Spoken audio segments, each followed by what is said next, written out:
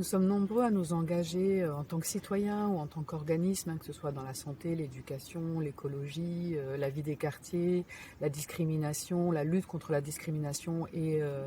les inégalités, la démocratie, les entreprises libérées, mais on a parfois du mal à avoir de la clarté nous-mêmes ou même à s'accorder sur c'est quoi ce bien commun qu'on a envie de préserver ou de créer. Et tout cela demande en fait une mutation, une transition, que ce soit à l'intérieur de nous, dans nos relations quotidiennes, mais aussi dans les systèmes, dans les sociétés dans lesquelles on vit, dans les milieux naturels dans lesquels on évolue.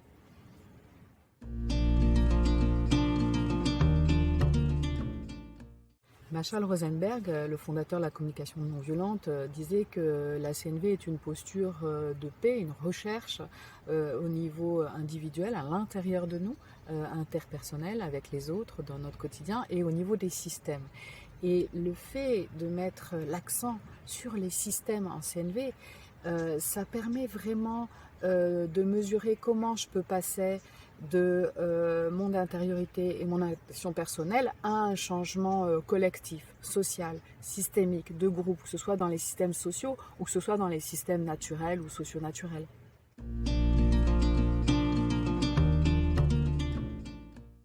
Nous sommes plusieurs formateurs à travailler sur ces questions-là. Alors on n'a pas tous la même vision du changement social ou même de la systémie, ni même les mêmes apports pédagogiques, mais c'est très bien, ça permet à chacun d'aller trouver la couleur qui lui convient. Globalement, tous les formateurs partent des préoccupations des gens dans leur quotidien, dans leur travail, dans leur engagement, et on fait des mises en situation, des jeux de rôle,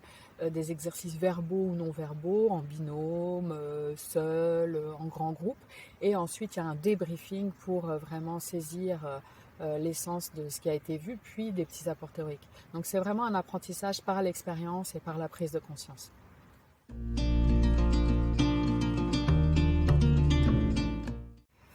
Pour ma part, comme j'ai vécu 15 ans en Afrique et en Amérique latine et que je suis par ailleurs docteur et chercheur en sociologie, anthropologie, dans mes formations, il y a toujours un petit peu de systémie et des exercices qui ont trait au groupe d'appartenance et ce genre de questions-là, quel que soit le thème qu'on va aborder dans la formation de CNV. Et puis j'aime bien le faire notamment avec du théâtre forum. J'ai été formée par Augusto Boal, le fondateur du théâtre de l'opprimé dans les années 2000 à Paris, et c'est une approche qui me touche beaucoup parce qu'elle est à la fois vivante, ludique, et elle ne peut pas éluder les rapports de force. Et parfois je donne quelques petits apports avec des exercices ou des trucs et astuces concrets en intelligence collective. Concrètement, ça peut être sur des modules d'initiation, donc les bases de la CNV en 6 jours, mais appliquées déjà au changement social et écologique et avec ce regard systémique. Et puis, je propose aussi un cycle de formation, d'approfondissement de 6 jours qui s'appelle CNV Transition sociale et écologique, et sur lequel on va travailler un petit peu plus en profondeur sur comment on prend une décision à l'intérieur de soi et à l'extérieur pour piloter le changement.